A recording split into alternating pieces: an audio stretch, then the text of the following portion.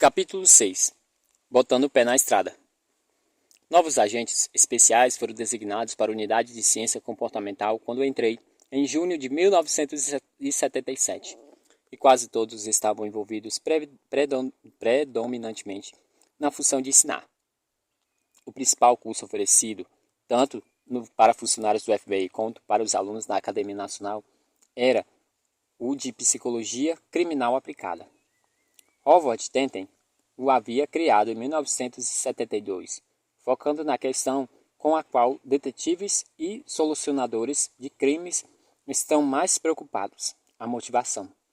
A ideia era tentar oferecer aos alunos um entendimento das razões que levam criminosos violentos a agirem de maneira que agem. O curso era bastante acadêmico, pautado principalmente nas pesquisas e nos ensinamentos da parte teórica da psicologia, e ainda assim era muito popular e útil. Portanto, parte do material vinha da própria experiência de Tenten e, mais tarde, de outros instrutores. Porém, à época, os únicos que podiam falar com a propriedade de quem está embasado em estudos organizados, metódicos e abrangentes eram os acadêmicos.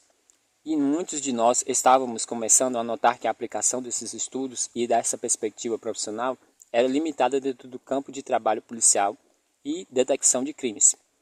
Os outros cursos oferecidos pela academia eram Problemas Policiais Contemporâneos, que lidavam com questões de administração pessoal, Sindicatos Policiais e Relações com a Comunidade e outros tópicos similares, Sociologia e Psicologia, que seguiam a mesma grade curricular de um típico curso de introdutório da faculdade, e crimes sexuais que infelizmente eram muito mais entretenimento do que propriamente útil e informativo. A seriedade com que o curso sobre crimes sexuais era conduzido dependia do instrutor. Um deles deu um tom do curso como um boneco de um velho tarado vestido com uma capa de chuva. Ao apertar a cabeça do boneco, a capa de chuva abria e o pênis saltava para fora. Alguns mostravam centenas de fotos de pessoas com diversos tipos de comportamento que hoje são dominados para a filia.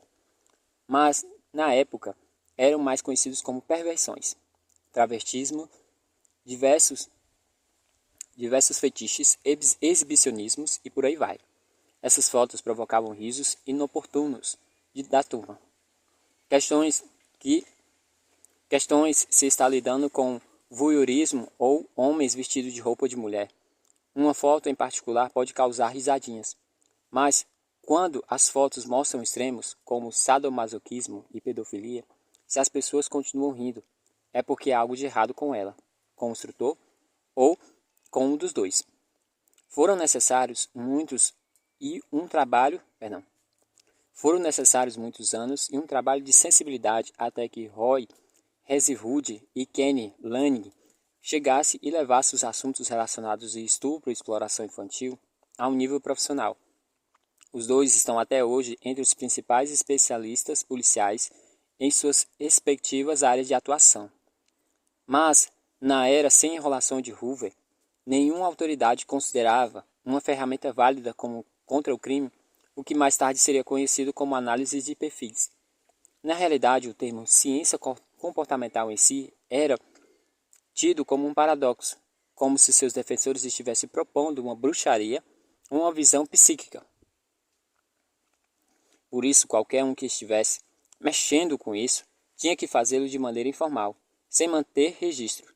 Quando Tenten e Muley começaram a oferecer perfis de personalidade, tudo era feito verbalmente, sem que nada fosse registrado em papel.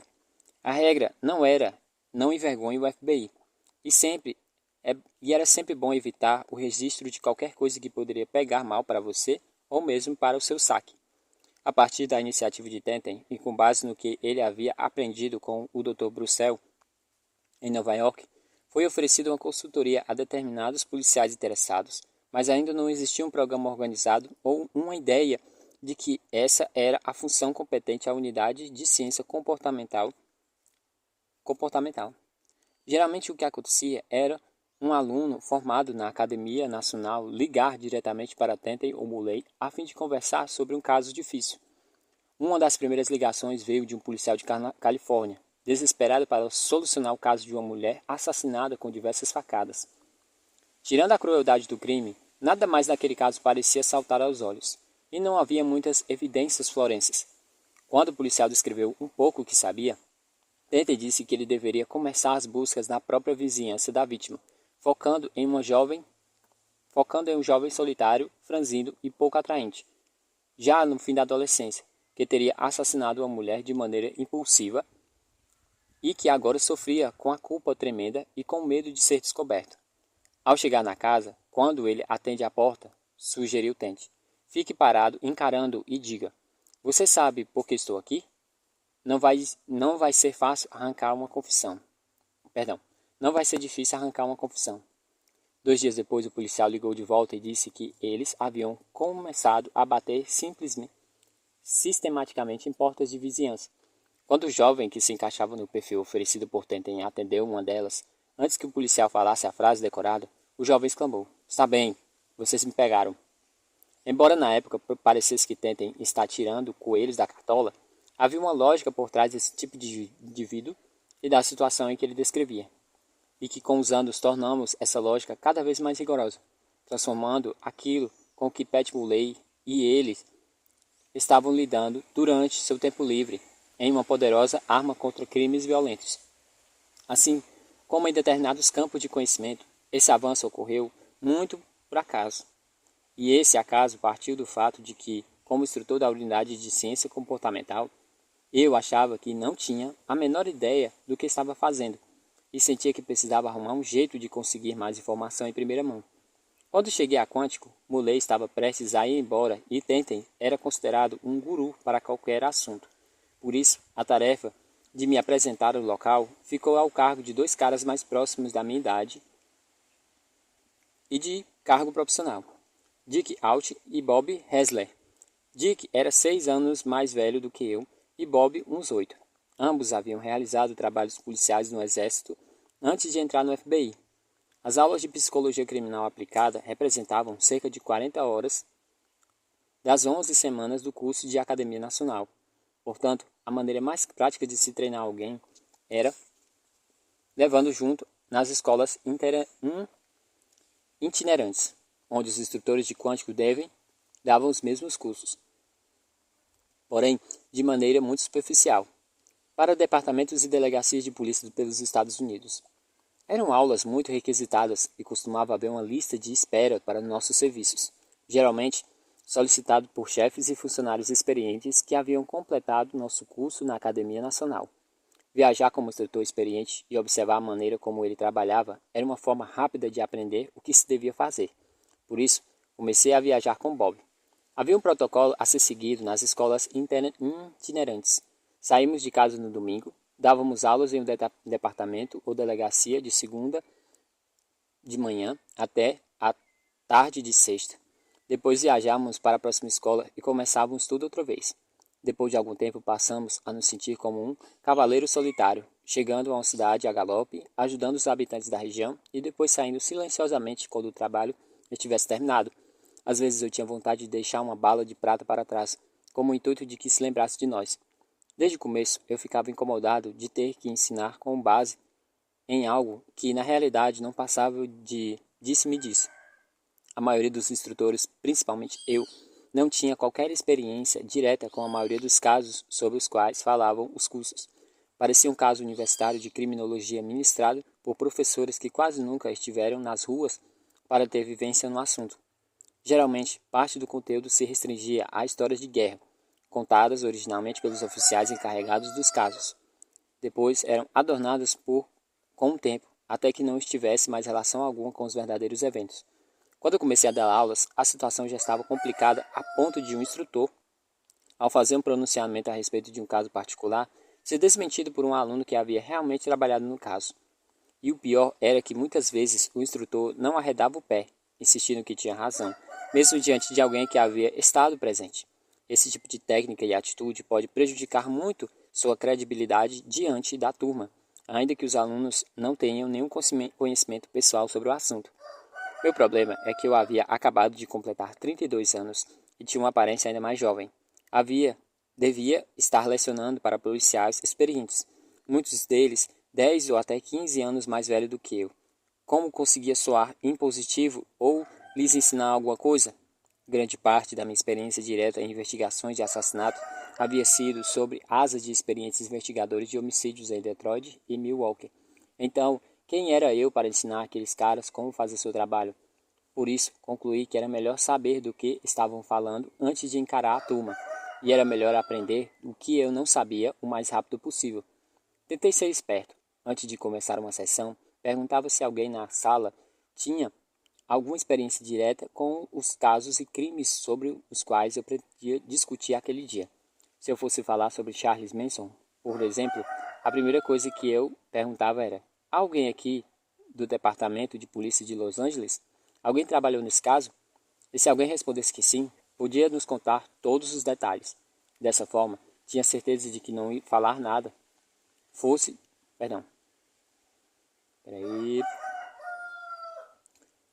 Dessa forma, tinha certeza de não falar nada que fosse de encontro a algo que um legítimo participante saberia ser verdade. Mas, mesmo sendo um moleque de 32 anos recém-saído de um escritório regional que dava aulas em quântico, ou vinha de quântico para dar aulas, as pessoas acreditavam que eu falava com a autoridade da academia do FBI e todos os seus impressionantes recursos. Muitas vezes, policiais me procuravam nos intervalos ou ligavam para o meu hotel à noite durante as aulas itinerantes, pedindo dicas a respeito de casos nos quais estavam envolvidos. Ei, John, estou trabalhando em um caso que se parece com aquele que você mencionou hoje. O que você acha disso? Eles não paravam de me perguntar, e eu precisava demonstrar um pouco de autoridade no que estava fazendo, e não a autoridade do FBI, mas uma autoridade pessoal. Só que chega um momento, pelo menos chegou para mim, em que você não aguenta mais ouvir música, beber margaritas e passar horas encarando a televisão no quarto. Cheguei a esse momento em um bar no hotel de Califórnia, no início de 1978. Bob Hesley e eu estávamos trabalhando em uma escola itinerante em Sacramento. No dia seguinte, ao deixarmos a cidade de carro, comentei que a maioria desses caras sobre quem discutia nas aulas ainda estavam vivos e que a maioria passaria o resto da vida na cadeia. A gente poderia ver se conseguia falar com eles, perguntar por que haviam cometido aqueles crimes, descobrir como havia sido a experiência através de seus olhos. Poderia pelo menos tentar, não importa se ia funcionar ou não. Eu tinha uma reputação de labareda azul que vinha sendo construída havia muito tempo, e isso não colaborava muito para enfraquecer minha ideia maluca aos olhos de Bob. Mas ele acabou concordando em tentar. Seu lembra sempre fora: é melhor pedir perdão do que permissão. E isso realmente parecia se adequar àquele cenário. Sabíamos que, se pedíssemos autorização do escritório central, eles negariam. Além disso, tudo o que tentássemos fazer daquele ponto em diante seria analisado com muito cuidado. Em qualquer burocracia dentro da agência, é preciso prestar muita atenção aos labaredas azuis. A Califórnia sempre teve crimes espetaculares para dar e vender. Então, nos pareceu um bom lugar para começar. John Coney era um agente especial designado para a base do FBI em São Rafael, no norte de São Francisco. Ele fora aluno de Bob em quântico, tinha uma ótima relação com o sistema penal do estado de Califórnia e concordou em atuar como intermediário e aceitar as coisas para nós. Sabemos que precisávamos de alguém em quem pudéssemos confiar e, sobretudo, que confiar em nós. Porque se aquele nosso projetinho desse errado, todos levariam a culpa. O primeiro criminoso que resolvemos visitar foi Ed Kempler, que à época estava cumprindo muitas sentenças de prisão perpétua no Centro Médico Estadual de Califórnia, em Victorville, entre São Francisco e Sacramento. Estávamos discutindo sobre seu caso na Academia Nacional sem nunca ter tido qualquer contato pessoal com ele. Então aquele nos pareceu um bom início, mas não tínhamos a menor ideia se ele concordaria em nos ver e conversar conosco. Todos os fatos que envolviam o caso estavam muito bem documentados. Edmund Emil Kempler III nasceu em 18 de dezembro de 1948 em Burbank, na Califórnia.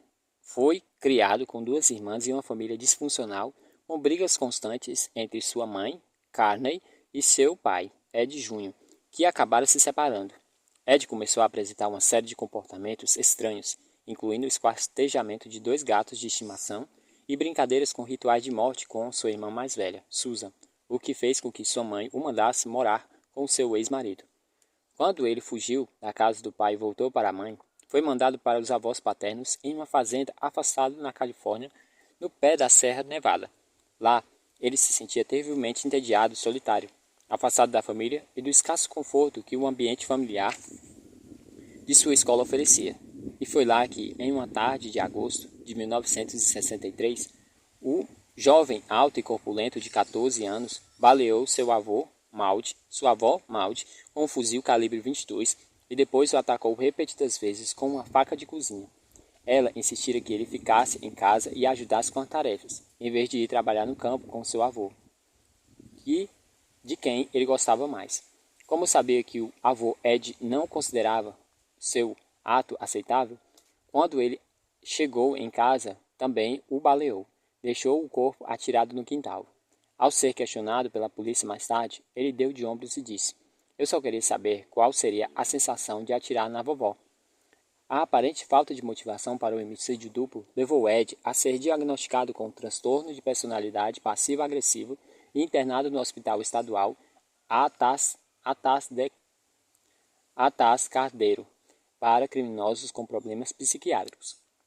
Em 1969, aos 21 anos, ele foi liberado contra a vontade dos psiquiatras e colocado sob custódia da mãe, que havia se separado do terceiro marido e trabalhava como secretária da recém-aberta Universidade de Califórnia, em Santa Cruz. Naquela altura, Ed Kempler já tinha 2,6 metros de altura e cerca de 135 quilos. Ele passou 2 anos entre um bico e outro, rondando ruas e avenidas em seu carro e frequentemente dando caronas para jovens mulheres. Santa Cruz e seus arredores parecia um imã para lindas universitárias californianas, e Kempler não tinha experimentado tudo isso durante a adolescência. Embora tenha sido rejeitado para um cargo de policial rodoviário, ele conseguiu um emprego no Departamento Rodoviário Estadual.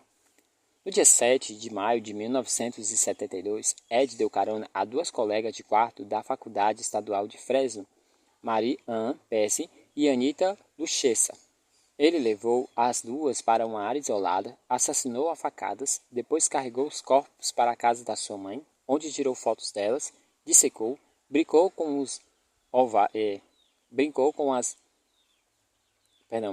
vários dos seus órgãos. Em seguida, guardou o restante em sacolas plásticas, enterrou nas montanhas de Santa Cruz e jogou suas cabeças no barranco ao lado da estrada. No dia 14 de setembro, Kemper deu carona a uma adolescente de 15 anos chamada Aiko Ku. Ele o sufocou até a morte, abusou sexualmente do cadáver e depois levou o corpo para casa a fim de dissecá-lo. Na manhã seguinte, fez uma das suas visitas periódicas a psiquiatras do estado para monitorar e avaliar sua saúde mental, enquanto carregava a cabeça de Cole no porta-malas do carro. Ele se saiu bem na entrevista,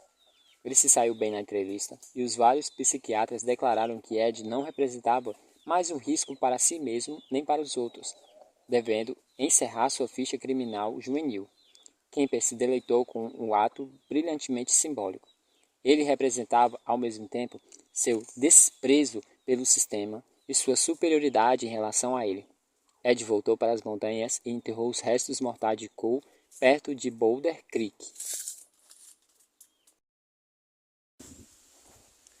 Durante os anos em que Kemper esteve ativo, Santa Cruz carregava o título pouco invejável de capital mundial dos assassinos em série.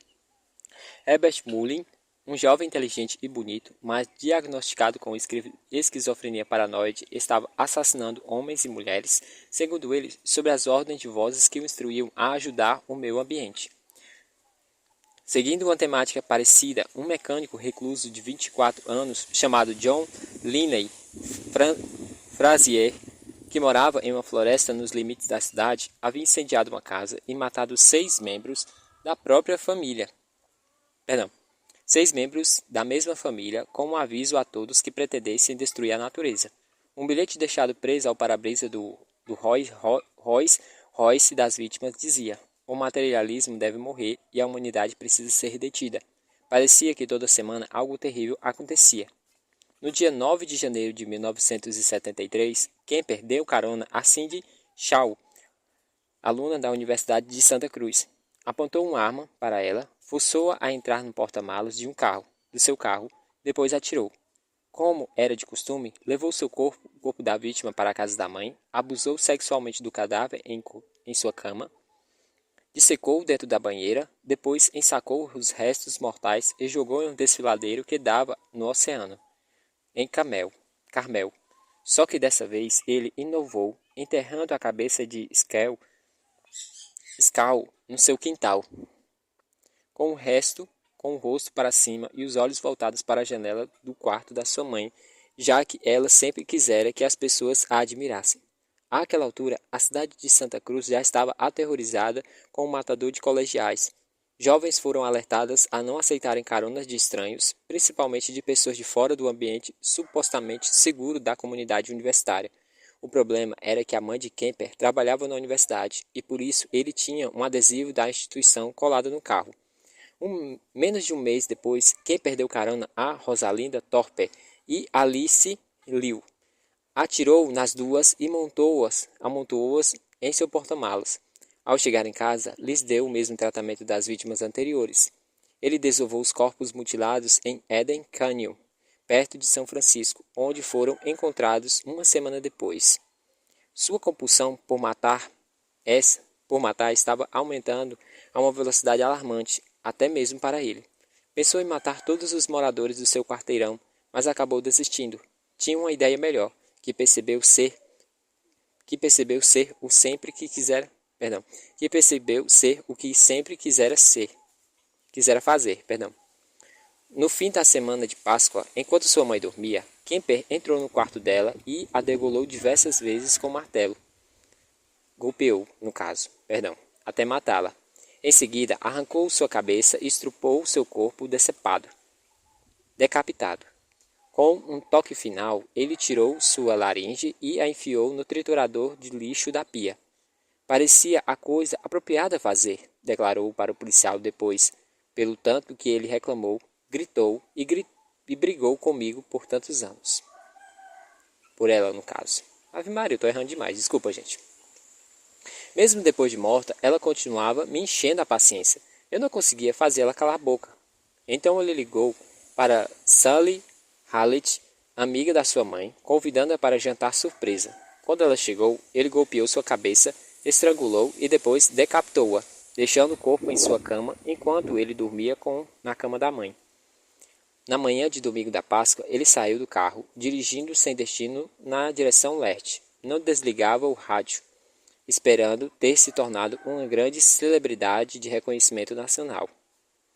Não ouviu nada. Nos arredores do Pueblo, Colorado, confuso e exausto depois de passar tanto tempo sem dormir e decepcionado porque seu gesto grandioso não havia causado um impacto maior, ele estacionou o carro ao lado de um telefone público à beira da estrada, ligou para o departamento de polícia de Santa Cruz e, depois de várias tentativas de convencê-lo de que estava falando a verdade, confessou ser o responsável pelos assassinatos e o verdadeiro matador de colegiais.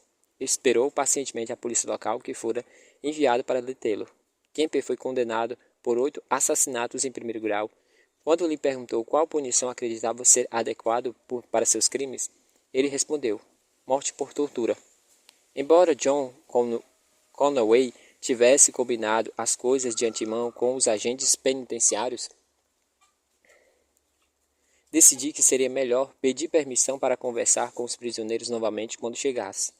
Embora isso significasse fazer a viagem sem a certeza de cooperação, parecia ser a melhor alternativa. Nenhum segredo dura muito tempo na cadeia. E se todos descobrissem que certo detento era próximo dos agentes do FBI e estava conversando com eles, poderia ser considerado um dedo duro ou algo pior. Mas, se aparecesse lá sem aviso prévio, os detentos teriam certeza de que estavam investigando uma coisa ou outra e que não havíamos feito nenhum acordo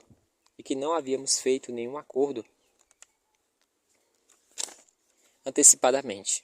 Por isso, fiquei um pouco surpreso quando Ed Kemper aceitou conversar conosco de bom grado. Parece que havia muito tempo que ninguém lhe perguntava nada sobre seus crimes, e ele estava curioso a respeito do que se falava que estávamos fazendo.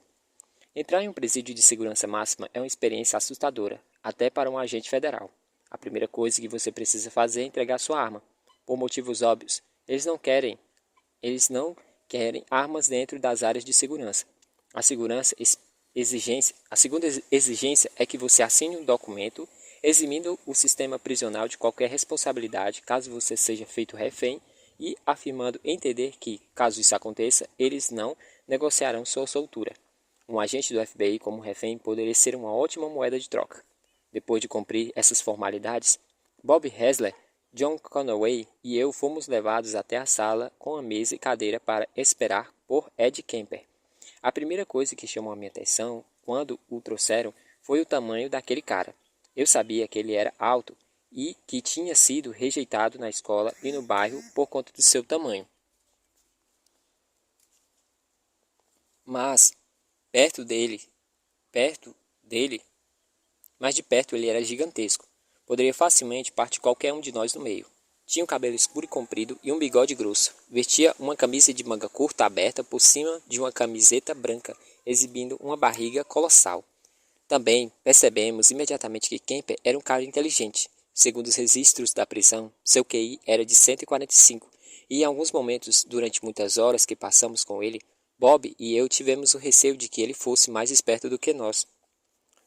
Ed tivera muito tempo para pensar sobre sua vida e seus crimes, e quando compreendeu que haviam estudado cuidadosamente seus arquivos e sabíamos se ele mentisse, abriu-se conosco e passou horas falando sobre si mesmo.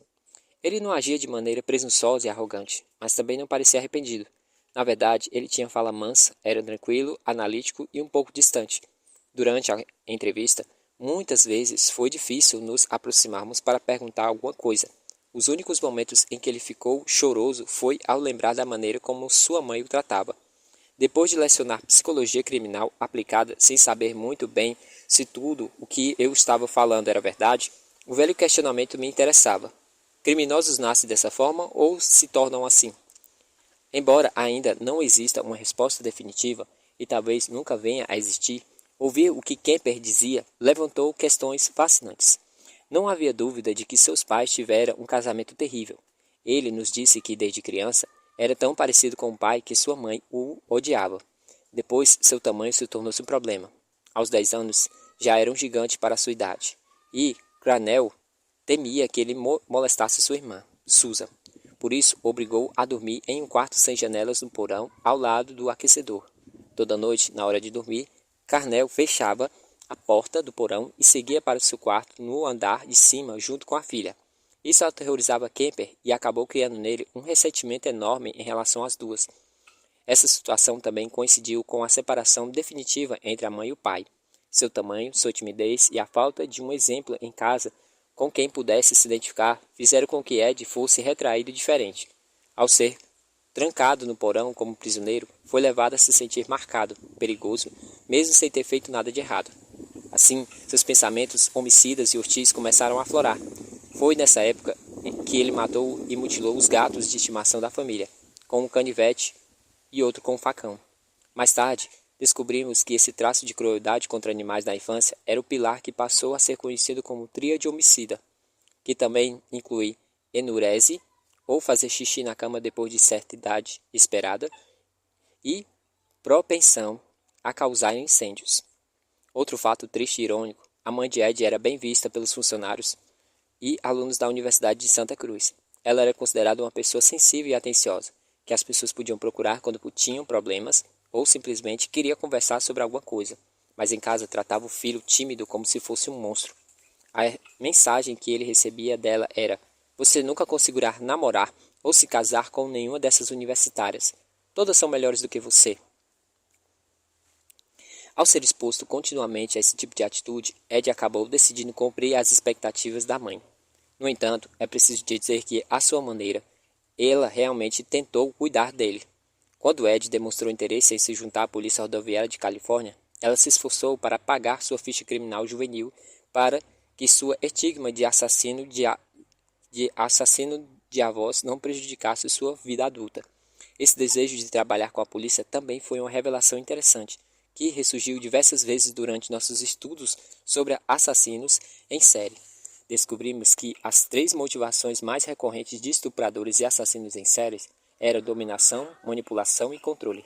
Se considerarmos que a maioria desses caras são inúteis e fracassados raivosos que se sentem prejudicados na vida, e que a maioria deles sofreu algum abuso físico ou emocional, como foi o caso de Ed Kemper, não é de se surpreender que uma das suas principais aspirações fantasiosas seja se tornar policial.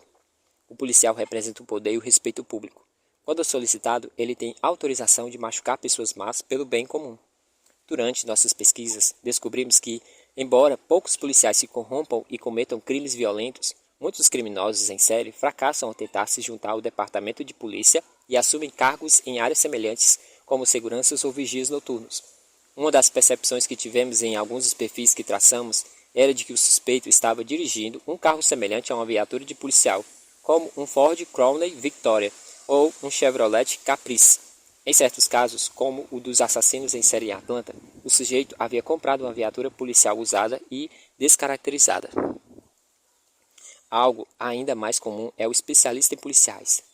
Mais coisas que Ed Kemper nos disse é que ele frequentava bares e restaurantes conhecidos como ponte de policiais para puxar a conversa com eles. Isso se fazia sentir como um deles e lhe dava um prazer indireto do poder policial. Além disso, depois de o matador de colegiais começar a sua campanha de terror, ele passou a ter uma linha direta com o progresso de investigação, permitindo que antecipasse o próximo passo da polícia. Inclusive, quando Kemper ligou do Colorado ao terminar sua longa e sangrenta missão, foi difícil demover os policiais de Santa Cruz de que tudo não passava de uma brincadeira de bar e que o matador de colegiais realmente era Ed, um amigo deles. Agora, depois de tudo o que aprendemos, sempre consideramos as possibilidades de que o sujeito tentasse infiltrar na investigação. Anos depois, ao trabalhar nos assassinatos de prostitutas cometidos por Arthur Shawcross em Rochester, Nova York, meu colega Greg McCrary previu corretamente que o assassino seria alguém que muitos policiais conheciam bem e que frequentava os mesmos lugares que eles e sempre fazia perguntas entusiasmáticas sobre o caso. Fiquei extremamente interessado na metodologia de Kemper. O fato de ele ter conseguido se safar cometendo crimes continuamente na mesma região significava que estava fazendo algo certo, que estava analisando o que fazia e aprendendo a aperfeiçoar a própria técnica. É bom lembrar que, para a maioria dessas pessoas, a caça e a matança são coisas mais importantes das suas vidas. Seu principal trabalho, e por isso pensam nisso o tempo todo. Ed Kemper se tornou tão bom no que fazia que, quando foi parado pela polícia certa vez, por causa de um farol traseiro quebrado, com 2 corpos no porta-mala, o policial disse que ele era muito educado e liberou como uma advertência. Em vez de ficar aterrorizado com a possibilidade de ser descoberto e preso, Kemper se sentia empolgado diante dessas situações. Ele nos disse friamente que, se o policial tivesse resolvido conferir o porta-malas, ele o teria matado. Em outra ocasião, convenceu um segurança universitário a deixá-lo passar enquanto 2 mulheres baleadas morriam dentro do carro. As 2 estavam embrulhadas em cobertores até o pescoço, uma ao lado no banco do carona e a outra no banco de trás. Kemper explicou calmamente e meio envergonhado que as garotas tinham bebido demais e que ele as estava levando para casa. A segunda parte era verdade. Em outra ocasião, deu carona para uma mulher com um filho adolescente e planejava matar os 2.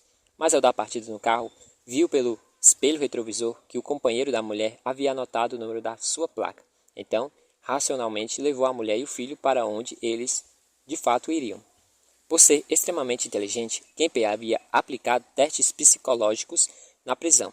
Portanto, conhecia todos os termos corretos e era capaz de oferecer uma análise detalhada de seu comportamento a nível psiquiátrico. Todos os aspectos de seus crimes eram parte do desafio do jogo e até descobrir como convencer as vítimas a entrarem em seu carro sem suspeitarem de nada. Ele nos disse que quando encostava o carro para oferecer uma carona a uma garota bonita, perguntava para onde ela estava indo. Depois, conferia o relógio como se estivesse tentando decidir se tinha tempo suficiente para levá-la. Ao achar que estava lidando com um homem ocupado, que tinha mais coisas importantes para fazer do que oferecer uma carona, a garota, na mesma hora, ficava mais tranquila e menos hesitante. Além de nos oferecer um vislumbre do modus operandi de um assassino, esse tipo de informação começaria a sugerir algo importante. As suposições normais do senso comum, os sinais verbais, a linguagem corporal e todas essas coisas que usamos para avaliar outras pessoas e criar julgamentos imediatos a respeito delas não se aplicam a sociopatas. Para Ed Kemper, por exemplo, dar carona a uma bela garota era sua maior prioridade, e ele havia pensado muito durante bastante tempo e de maneira extremamente analítica sobre a melhor maneira de alcançar esse objetivo. Por muito mais tempo e de uma maneira muito mais analítica do que uma garota que encontrasse casualmente teria pensado. Manipulação, dominação e controle. Essas são as 3 palavras às quais devemos prestar atenção quando estamos lidando com criminosos em série violentos. Tudo que eles fazem e pensam tem o objetivo de ajudá-los a preencher suas vidas desajustadas. O fator mais crucial para o desenvolvimento de um estuprador ou assassino em série provavelmente é o papel da fantasia. Digo isso de maneira mais abrangente possível. As fantasias de Ed Kemper se desenvolveram logo cedo e todos tinham a ver com a relação entre sexo e morte. A brincadeira do qual ele obrigava sua irmã a participar envolvia amarrá-lo em uma cadeira como se ele estivesse em uma câmara de gás. Suas fantasias sexuais envolvendo outras pessoas sempre terminavam com morte e esquartejamento de suas parceiras.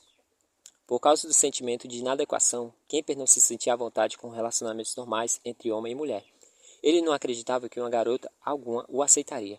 Portanto, em sua cabeça, compensava esse fator. Ele precisava possuir completamente a parceira desejada, e isso significava possuir também sua vida. Quando estavam vivas, elas eram distantes e não compartilhavam nada comigo, explicou ele em uma confissão diante de um tribunal. Eu estava tentando estabelecer um relacionamento. Enquanto eu as matava, a única coisa que pensava na minha mente é que elas iriam ser minhas. Para a maioria dos assassinos com motivações sexuais, a escalada de fantasia para a realidade envolve várias etapas, muitas vezes alimentadas por pornografia, experimentações mórbidas com animais e crueldade com seus semelhantes. Esse último traço pode ser visto pelo sujeito como uma revenge pelo mau comportamento que costuma receber. Kemper, por exemplo, sentia rejeitado e atormentado pelas outras crianças por conta do seu tamanho e sua personalidade. Ele nos disse que, antes de esquartejar os 2 gatos de estimação, roubou uma das bonecas da sua irmã e lhe cortou a mão e a cabeça e a mão, praticando o que planejava fazer com seres vivos. Em outro nível, sua fantasia predominante era de se livrar de sua mãe dominadora e abusiva, e tudo o que ele fez como um assassino pode ser analisado a partir desse contexto. Por favor, não me leve a mal. Isso não justifica de forma alguma o que ele fez. Meus estudos e minha experiência me dizem que as pessoas são responsáveis pelos seus próprios atos. Mas, em minha opinião, Ed Kemper é um exemplo de alguém que não nasceu assassino em série, mas foi transformado em um. Será que ele teria alimentado as mesmas fantasias assassinas se houvesse tido uma vida mais estável e acolhedora em casa? Quem sabe? Mas será que as teriam levado a cabo da mesma maneira se não sentisse tamanho ódio da personalidade feminina dominante de sua vida? Acredito que não, porque todo o progresso da carreira de Kemper enquanto assassino pode ser visto como uma revenge contra sua querida mamãe. Assim que ele juntou forças para realizar o ato final, o drama se encerrou. Essa é uma característica que vimos diversas vezes. O sujeito raramente direciona sua raiva para o foco de seu ressentimento. Embora Kemper tenha revelado para nós que costumava entrar no quarto da sua mãe, na ponta dos pés à noite, com um martelo na mão e fantasiar que golpeava sua cabeça, ele precisou matar pelo menos 6 pessoas antes que conseguisse reunir coragem para encarar o que realmente queria fazer. E já vimos muitas variações dessa lógica de substituição. Um traço comum, por exemplo, é levar o item da vítima feito troféu depois do assassinato, como um anel ou colar. O assassino depois presenteia sua esposa ou namorada com esse item, mesmo que seja a fronte de sua raiva e hostilidade. Normalmente ele dirá que comprou a joia ou que a encontrou. Depois, ao vê-la usando o acessório, reviverá a excitação e o estímulo do assassinato, ao mesmo tempo que reafirma mentalmente sua dominação e seu controle, por saber que poderia ter feito com a parceira a mesma coisa que fez com a vítima infeliz. Em outras análises, começamos a separar os componentes de um crime, como comportamentos pré- e pós-delito. Kemper mutilava cada um de suas vítimas, o que a princípio nos sugeriu um sádico. Por toda a mutilação ocorreu pós-mortem, ou seja, após as mortes das vítimas, portanto não constituía uma punição nem causava sofrimento a elas. Depois de passar horas ouvindo Kemper, ficou claro que o esquartejamento era mais fetichista do que sádico e tinha mais a ver com a parte da fantasia ligada à posse. Contudo, considerei igualmente relevante a maneira como ele lidava com os corpos e se desfazia deles. As primeiras vítimas haviam sido cuidadosamente enterradas de longe das casas da sua mãe. As últimas, incluindo sua mãe e a amiga dela, foram praticamente largadas a céu aberto. Quando somados a isso, o tanto que ele dirigiu pela cidade com corpos e pedaços de cadáveres dentro do carro, tento acreditar que estava zombando da comunidade que julgava tê-lo ridicularizado e rejeitado. Acabamos fazendo várias entrevistas longas com Kemper no decorrer dos anos, todas informativas e perturbadoramente detalhadas.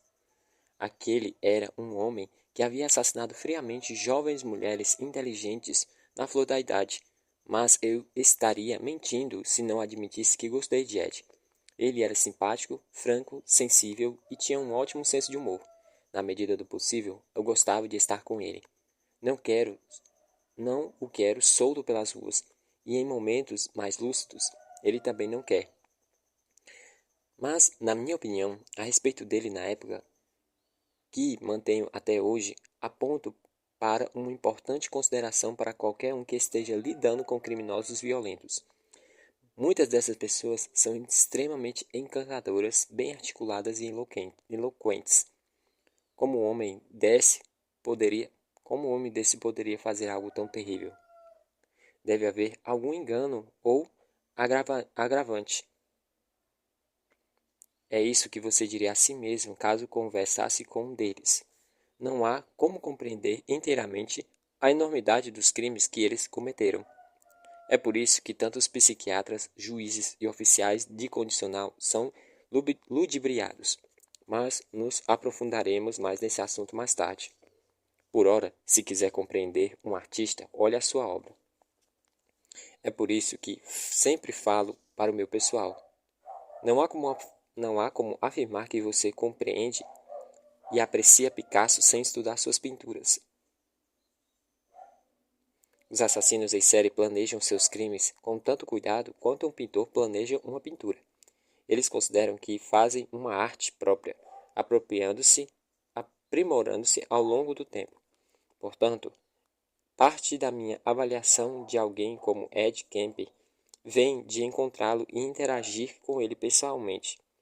O resto vem de estudar e compreender a sua obra. As visitas a presídio se tornaram algo frequente sempre que eu e Bob Hessler viajávamos nas escolas interinas e itinerantes e tínhamos algum tempo livre e cooperação. Onde quer que eu estivesse, eu tentava sempre descobrir qual penitenciária havia por perto e se alguém tipo interessante em residência. Depois de algum tempo fazendo isso, comecei a refinar nossas técnicas. Em geral, estávamos ocupados 4 dias e meio por semana. Então, eu tentava marcar as entrevistas à noite ou durante os fins de semana. Era mais uma tentativa de marcar. Era mais complicado marcar à noite, porque a maioria dos presídios faz a contagem dos detentos após o jantar e ninguém pode entrar nos blocos das celas depois disso. Mas, com o tempo, começamos a aprender os regimentos internos e nos adaptar a eles. Descobrir que um distintivo do FBI tem poder de nos colocar para dentro da maioria das penitenciárias, além de marcar reuniões com seus diretores. Então comecei a aparecer sem avisar, o que costumava funcionar melhor. Quanto mais entrevistas eu fazia, mais confiança eu ganhava a respeito do que ensinava e dizia àqueles policiais veteranos. Por fim, comecei a sentir que a minha instrução tinha algum embasamento real e que não fora apenas uma história de guerras recicladas daqueles que realmente tinham estado em combate. A questão não era necessariamente que os entrevistados estavam me oferecendo percepções aprofundadas sobre os crimes e sua mente. Pouquíssimos eram capazes de fazer isso, nem mesmo os tão inteligentes quanto Kemper.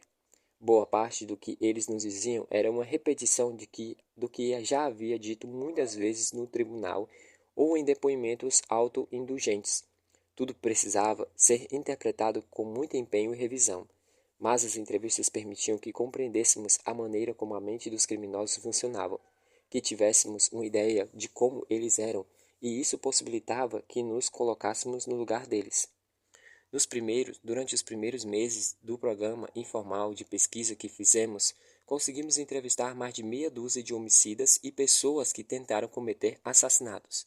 Entre eles, falamos com um homem que tentou assassinar George Wallace, Arthur Bremer, penitenciária de Baltimore, além de Sarah Jane Moore e Lynette Stridente Fromme, que havia tentado assassinar o presidente Ford em Alderson, Virgínia Ocidental, e o guru de Fromme, Charlie Manson, na prisão de San Quentin, perto da Baía de São Francisco e da gigantesca e deteriorada Alcatraz. Todos que trabalhavam com a lei estavam interessados em Manson. 10 anos haviam se passado desde os sangrentos assassinatos do caso Tatla Bianto do mundo. O caso era frequentemente incluído nos cursos de quântico e, embora os fatos fossem claros, eu acreditava que não tínhamos uma visão precisa do que motivava aquele cara. Eu não fazia a menor ideia do que poderíamos esperar dele, mas achava que qualquer um que estivesse conseguindo manipular tão bem os outros seria um sujeito interessante. Bob Hessler e eu nos encontramos com ele em uma pequena área de conferências ao lado do bloco principal de San Quentin. As janelas das 3 paredes da sala eram reforçadas com arame. Era o tipo de sala construída para detentos que se reuniam com seus advogados. Minha primeira interpretação de Manson foi exatamente o oposto do que tive com Ed Kemper. Ele tinha um olhar selvagem e alerta, os olhos se movimentavam de maneira desconcertante e enérgica. Era muito menor e muito mais mirrado do que eu imaginava. Não tinha mais do que 1,70 metros. Como esse cara de aparência tão franzina conseguiu exercer uma influência sobre uma notória família? Sua notória família? A resposta veio de imediato, quando ele subiu no encosto de uma cadeira à cabeceira da mesa para nos encarar por cima enquanto falava. Durante a profunda pesquisa que eu fazia para a entrevista, tinha tido que ele costumava se sentar sobre um enorme pedregulho no deserto ao se dirigir aos seus discípulos, aumentando sua estatura física para seus sermões da montanha. Ele imediatamente deixou claro para nós que, apesar de seu alardeado julgamento e toda a cobertura da imprensa, não entendia por que estava preso. Afinal, não havia matado ninguém. Ele se considerava um bode expiatório da sociedade, um símbolo inocente do lado obscuro da América. A suástica que havia talhado na própria testa durante o julgamento tinha desbotado, mas ainda estava visível. Ele mantinha contato com os seus seguidores, presas em outros penitenciárias, por meio de cooperação de terceiros. De pelo menos certo ponto de vista, ele se parecia muito com Ed Kemper e muitos outros dos homens com quem conversamos, por ter tido a infância terrível e péssima criação, se é que esses termos poderiam ser usados para descrever o histórico de Manson. Charles Miley Manson nasceu em Cincinnati em 1934, filho de bastardo de uma prostituta de 16 anos chamada Kathleen Maddox. Para escolher o sobrenome do menino, Kathleen apenas chutou quem seria o pai entre os amantes que tinha. Ela vivia entrando e saindo da prisão e acabou largando Charles com uma tia religiosa e um tio sádico que o chamava de marica e o vestiu como menina no seu primeiro dia de aula, desafiando-o a agir como um homem. Aos 10 anos, ele já estava morando na rua, exceto pelos períodos que passou muitos abrigos e reformatórios. Durante apenas 4 dias no abrigo Vater Flanagh Bobstall, sua adolescência foi marcada por uma série de roubos, falsificações por cafitanagem, agressões e prisões em instituições cada vez mais rígidas. O FBI o investigou de acordo com a lei Deer por transportar carros roubados entre estados. Ele foi libertado sob condicional em 1967, bem a tempo para o verão do amor. Viajou até o distrito de Wright Aylesbury, em São Francisco, que atrairia para a costa oeste o estilo flower power e sexo, drogas, rock and roll também. Embora a princípio buscasse apenas não ter que arcar com as próprias despesas, Manson rapidamente se transformou em um guru carismático para a geração animada de jovens de 20 e poucos anos e adolescentes que haviam abandonado os estudos. Ele tocava violão e se comunicava por meio de parábolas com jovens desiludidos. Logo arranjou hospedagem de graça e tinha à disposição todo o sexo e todos os estimulantes ilícitos que quisesse. Uma família nômade que incluía pessoas de ambos os sexos foi se reunido ao redor dele e às vezes chegava até 50 indivíduos. Um dos indivíduos que Charlie prestava a essa comunidade era as pregações. Um dos serviços que Charlie prestava a essa comunidade eram as pregações a respeito de sua visão sobre o apocalipse e a guerra racial iminente, que levava ao triunfo da família e o colocaria no controle. Seu texto era retirado da canção Helter Skelter, do disco do Beatles intitulado White Album. Na noite de 9 de agosto de 1969, 4 membros da família Manson, liderados por Charles Tex Watson, invadiram a casa isolada do diretor Roman Polanski e sua esposa, a atriz Sharon Tate, no número 10.050 da Cielo Drive, em Beverly Hills. Polanski estava viajando a negócios, mas Tate e 4 hóspedes, Abigail Folger, Jay Sebring, Walter Frokowski e Steve Parente, foram violentamente assassinados em uma perversa orgia que incluía slogans rabiscados nas paredes e nos corpos das vítimas com seu próprio sangue. Sharon Tate estava grávida de quase 9 meses. 2 dias depois, aparentemente instigados por Manson, 6 membros da família assassinaram e mutilaram o empresário Shannon LaBianca e sua esposa, Rosemary, na casa deles no distrito de Silver Lake, em Los Angeles. Manson não participou ativamente das mortes, mas visitou a casa mais tarde em função dos atos violentos que se seguiam. A subsequente prisão de Susan Atkins, que havia participado dos 2 casos de assassinato por prostituição e um incêndio culposo envolvendo uma peça de equipamento rodoviário, acabaram levando a família à justiça e tornando o que talvez tenha sido o caso mais famoso da história da Califórnia, pelo menos até o espetáculo do O.J. Simpson. Em 2 processos diferentes, Manson e vários seguidores receberam a pena de morte pelos assassinatos de Tate LaBianca e vários outros ligados a eles, como a mutilação de Donald Short Sia, um dublê de cinema que costumava frequentar a família depois que suspeitaram que ele estivesse trazendo informações para a polícia. Quando as leis sobre a pena capital do estado foram alteradas, as sentenças foram reduzidas para a prisão perpétua. Charles Manson não era apenas um assassino em série comum. Na verdade, nem se sabia se ele realmente havia matado alguém com as próprias mãos. Mas seu histórico era inegável, assim como os horrores de seus seguidores haviam cometido por instigação sua e em seu nome. Eu queria entender como alguém era capaz de se tornar um messias satânico como ele. Fomos obrigados a ouvir horas de filosofia e divulgação baratas. Mas, quando o pressionávamos por detalhes e tentamos filtrar qualquer balela que ele dizia, uma imagem começou a surgir. Charlie nunca teve a intenção de se tornar um guru sinistro. Seu objetivo era ter fama e fortuna. Ele queria ser baterista e tocar em uma banda de rock famosa, como os Beach Boys.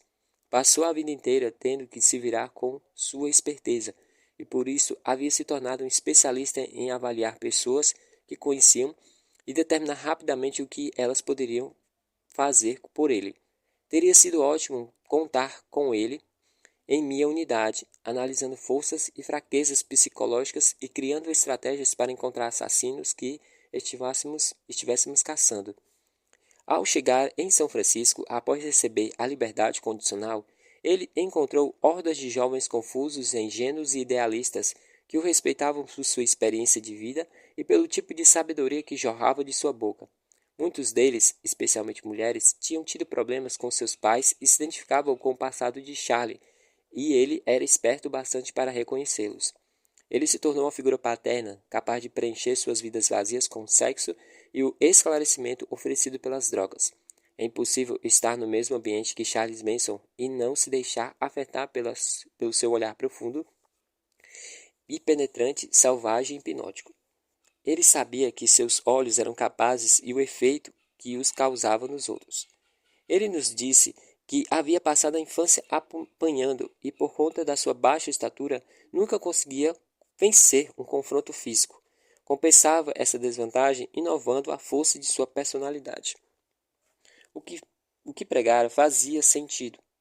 A poluição estava destruindo o meio ambiente e o preconceito racial é feio e destrutivo. O amor é certo e o ódio é errado. Mas depois de conquistar aquelas almas perdidas, ele estabeleceu um sistema delirante e altamente reestruturado que lhe dava controle absoluto sobre suas mentes e seus corpos. Sua privação de sono, controle da alimentação e drogas para garantir total dominação, como um contexto de guerra. Tudo era preto no branco e só Charles Manson conhecia a verdade. Ele meu Deus, dedilhava o violão e repetia o seu mantra simples sem parar. Charlie era o único capaz de redimir a sociedade doentia e pútrida. Ao longo dos anos, voltamos a identificar várias vezes a dinâmica básica de liderança que Charles Manson nos descreveu em tragédias subsequentes de dimensões parecidas. A compreensão e o poder que Manson exercia sobre as pessoas desajustadas seriam visitadas pelo reverendo Jim Jones e o assassino e suicida em massa de seu rebanho na Guiana, e novamente por David Crossan no complexo do ramo davidiano em Waco, no Texas. Esses são dois entre muitos exemplos, e apesar das gigantescas diferenças entre esses homens, seus pontos de convergência são impressionantes. O conhecimento que reuniam ao entrevistar Manson e seus seguidores contribuiu para nossa compreensão de Koresh e suas ações, assim como outros cultos. No entanto, a questão central para Manson não era a sua visão messiânica, mas o controle puro e simples. A pregação de Walter Skeeter era a forma de manter o controle das mentes.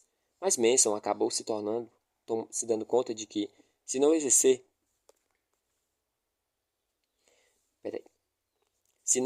controle sobre seu rebanho 24 horas por dia, corria o risco de perdê-lo.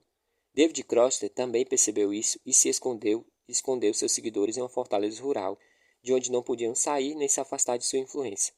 Depois de ouvir o que Manson tinha a dizer, acredito que ele não planejou ou teve a intenção de cometer os assassinatos de Sharon Tate e seus amigos. Acredito que ele tinha perdido o controle da situação e de seus seguidores. Aparentemente, o local e as vítimas foram escolhidas de maneira arbitrária. Uma das garotas de Manson estiveram por lá e acreditava que havia dinheiro para ser roubado. Tex Watson, um ótimo aluno do Texas, bem apossado e tipicamente americano, desejava subir na hierarquia e disputar a influência e a autoridade de Charlie.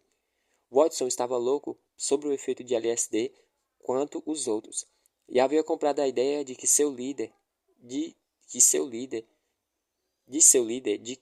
um novo amanhã os esperava.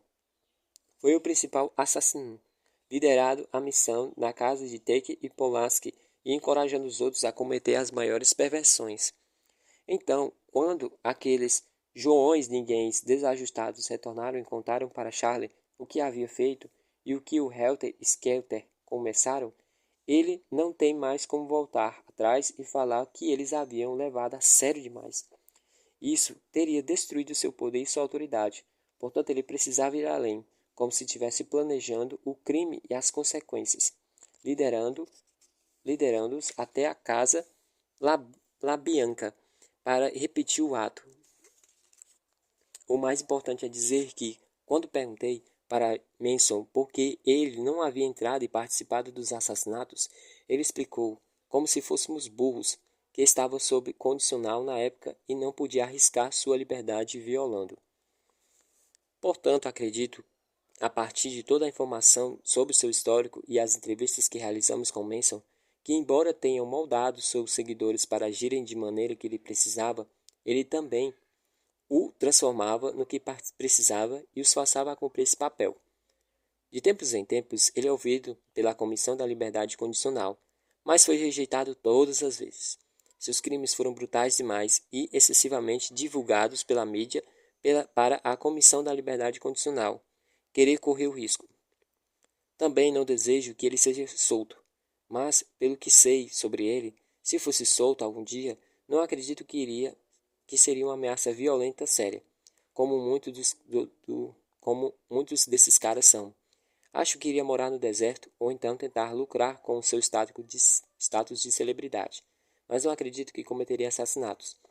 A maior ameaça seria os desorientados que se aproximavam dele e o proclamassem seu Deus e líder. Passadas uns 10 ou 12 entrevistas realizadas por Hessler e por mim, ficou claro que qualquer observador minimamente inteligente e razoável que estávamos no caminho certo. Pela primeira vez conseguimos colecionar o que se passava pela cabeça de um criminoso, as provas que ele deixava na cena do crime. Em 1979, havíamos recebido cerca de 50 pedidos de análise de perfis, nos quais os instrutores tentavam trabalhar entre a aula e outra. Um ano depois, o número de cargos havia duplicado e duplicou novamente no ano seguinte. Àquela altura, eu havia praticamente sido dispensado das aulas e era o único da unidade que dedicava o tempo integral a trabalhos operacionais. Eu ainda dava palestras na Academia Nacional e para turmas de agentes quando meu calendário permitia, mas, ao contrário dos outros, lecionar havia se tornado um trabalho secundário para mim. Eu cuidava de praticamente todos os casos de homicídios que chegavam na unidade. Além dos casos de Roy Hazelwood, estava ocupado demais para pegar. O que havia começado como um serviço infuncional, sem a sanção oficial da agência, se transformou em uma pequena instituição. Assumi o cargo recém-criado de gerente do programa de análise de perfil de personalidade criminosa e comecei a trabalhar com escritórios regionais para comandar a apresentação de casos pelos departamentos de polícia local. A certa altura, passei cerca de uma semana no hospital. Minhas antigas lesões de futebol americano e boxe no nariz haviam gradualmente prejudicado minha respiração. Então resolvi corrigir meu desvio de septo. Lembro-me de estar deitado no hospital, quase sem visão, quando um dos agentes entrou e colocou 20 arquivos de caso em cima da minha cama. Aprendíamos cada vez mais que os novos encontros que organizamos nos presídios, mas precisávamos encontrar uma maneira de tornar a pesquisa funcional uma estrutura sistematizada e útil. E esse salto veio por meio de Roy Rosenwood, com quem eu estava colaborando com um artigo sobre homicídios sexuais para o FBI Law Enforcement Bulletin. Roy havia realizado pesquisas com a doutora Anna Borges, uma professora da área de ciência mental que lecionava na Faculdade de Enfermagem da Universidade de Pensilvânia e era diretora adjunta de pesquisa de enfermagem do Departamento de Saúde e Hospitais de Boston. Borges era uma escritora profílica e já era conhecida como uma das maiores autoridades do país em estupros e em consequências psicológicas. Roy a levou até a unidade de ciência comportamental e a apresentou a mim e a Bob. Depois descreveu o que estávamos fazendo.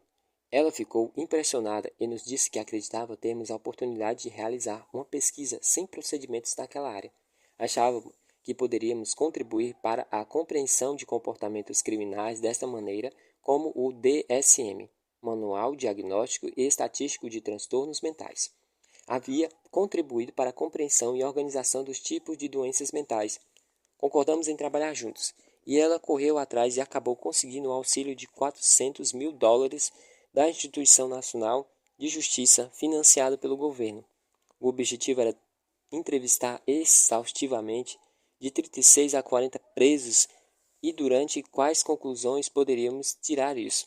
Usando nossos dados, Anne desenvolveu um documento de 57 páginas que deveria ser preenchido a cada entrevista. Bob administraria o auxílio do governo e atuaria como interlocutor com o Instituto Nacional de Justiça, e com a ajuda dos agentes de campo, eu e ele visitaríamos os presídios e encararíamos os sujeitos. Descreveríamos a metodologia de cada crime e a cena do crime. Estudaríamos e documentaríamos os comportamentos antes e depois dos delitos. Anne preencheria os números e nós anotaríamos os resultados. Esperávamos que o projeto durasse entre 3 e 4 anos. E durante esse período, a análise criminal investigativa entrou na era moderna.